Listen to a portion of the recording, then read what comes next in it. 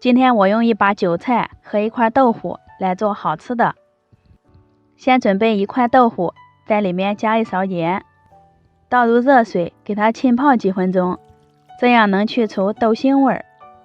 一把洗净的韭菜，先把根儿切掉，再给它切碎，装入大盆中，在里面淋一些食用油，先给它搅拌均匀。这一步是防止加盐以后韭菜腌出水分。接着来和面，盆里倒入300克面粉，加2克盐，增加面的筋性，然后分次倒入200毫升水，边加边去搅拌，搅成大朵的面絮状，再下手揉成面团。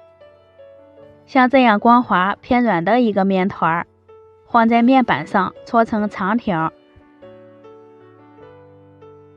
切成大小相等的面剂。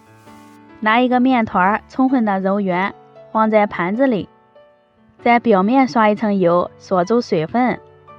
用油封住醒面，也能使面剂的延展性更好一些。盖上保鲜膜，醒面30分钟。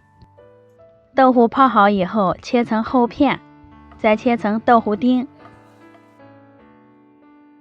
在里面打入2个鸡蛋，搅拌均匀，让豆腐丁都裹上一层鸡蛋液。平底锅提前预热，刷油，倒入豆腐丁，煎至底部定型以后，托起来翻个面，将另一面也煎一下。两面都煎成金黄色之后，用铲子给它捣碎，然后关火，将豆腐丁放凉。豆腐丁已经放凉了，倒在韭菜里面，加入盐、五香粉，来点蚝油提鲜，最后淋点香油，再次给食材翻拌均匀就行了。闻着好香啊，先放在一旁备用。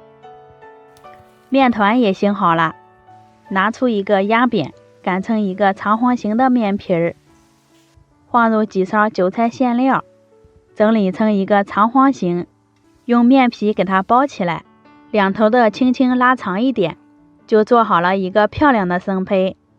电饼铛提前预热，刷一层油，放入做好的生胚，用大火上下盘加热，先烙上3分钟。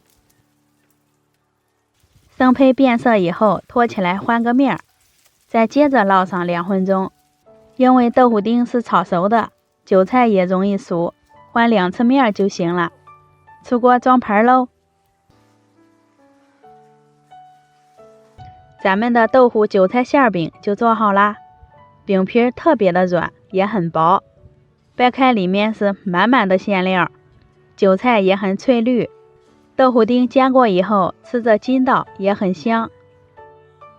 像这样做的馅饼，我老公一顿能吃3个，喜欢的朋友可以试一下。